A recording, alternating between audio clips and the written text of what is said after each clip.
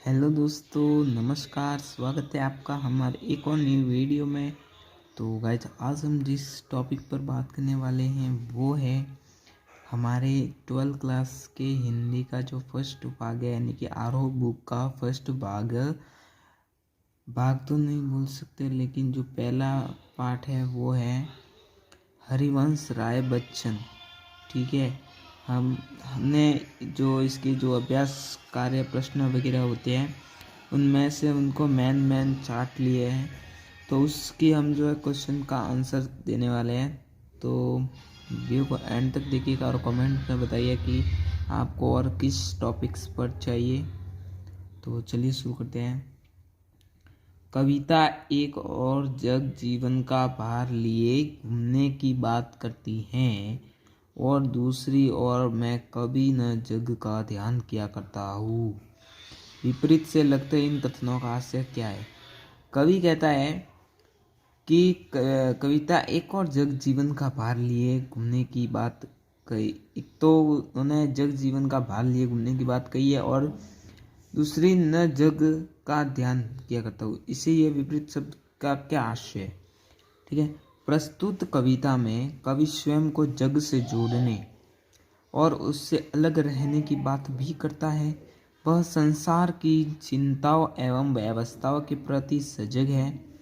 इस तरह कुल संसार की निंदा प्रशंसा की चिंता न करके उससे प्रेम कर उसका हित साधना चाहता है। ठीक है, पहला आंसर हो गया। अब चलिए दूसरा शुरू करते हैं। दूसरा, जहाँ पर दाना रहते हैं वही नादान भी होते हैं। कवि ने ऐसा क्यों कहा होगा?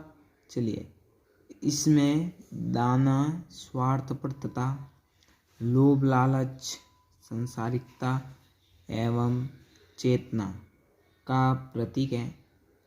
यानी कि इसमें जो दाना शब्द होता है वो एक तो स्वार्थ होता है, दूसरा आता है लोभ लालच एवं चेतना का प्रतीक है। ठीक है। संसार में ज्ञानी और अज्ञानी दोनों ही तरह के लोग सत्य की खोज कर रहे हैं। कुछ लोग अज्ञानी भी हैं और कुछ ज्ञानी भी हैं, दोनों ही सत्य का खोज कर रहे हैं। परंतु स्वार्थ की चिंता करने वाले लोग अज्ञानी, और जो स्वार्थ करते हैं, मतलब लालच करते हैं, लोभ वगैरह, तो वो लोग अभी भी अज्ञानी ही हैं। वो अभी भी अज्ञानी है। जो दाने के लोभ में फंस जाते हैं वे स्वाभाविक रूप से नादान व सांस्कृतिक षड्यंत्र के प्रति भोले होते हैं। यानी कि कवि कहना चाहता है कि जो दाने के लोभ यानी कि खाने की वजह से फंस जाते हैं वे स्वाभाविक रूप से नादान व सांस्कृतिक षड्यंत्र के प्रति भोले भाव होते हैं। तीसरा क्वेश्चन, मैं और जग और कहाँ का नाता पंक्ति में और शब्द की विशेषता क्या है, बताइए। यानी कि कवि ने विभिन्न जगह पर ये और शब्द का जो लगाया है उससे कवि का क्या मतलब है, और का मतलब क्या है? चलिए पढ़ते हैं। यहाँ और शब्द का प्रयोग 3 बार यानी कि 3 अर्थों में हुआ है। एक तो मैं और जग और कहाँ का नाता। ठीक है। इसमें मैं और का आशय है कि मैं अन्य लोगों से हटकर हूँ। मैं अन्य लोगों से हटकर हूँ। जग और का तात्पर्य है कि वह संसार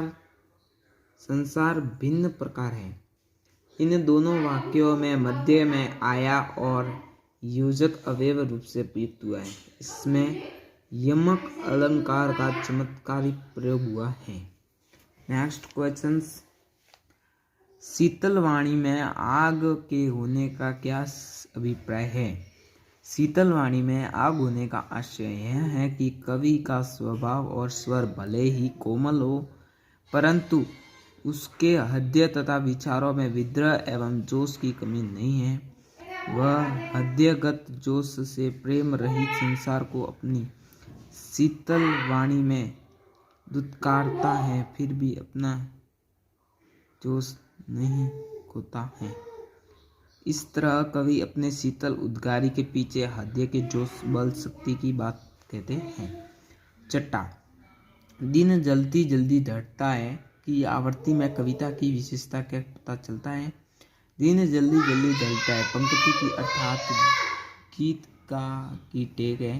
इसमें कविता की योग्यता तथा श्रुति मधुरता की विशेषता व्यक्त हुई है। कविता में आवर्ती यह व्यक्तित्व हुए हैं कि जीवन का समय कम है और काम बहुत है। मनुष्य को लक्ष्य प्राप्त करने में जल्दी करनी चाहिए।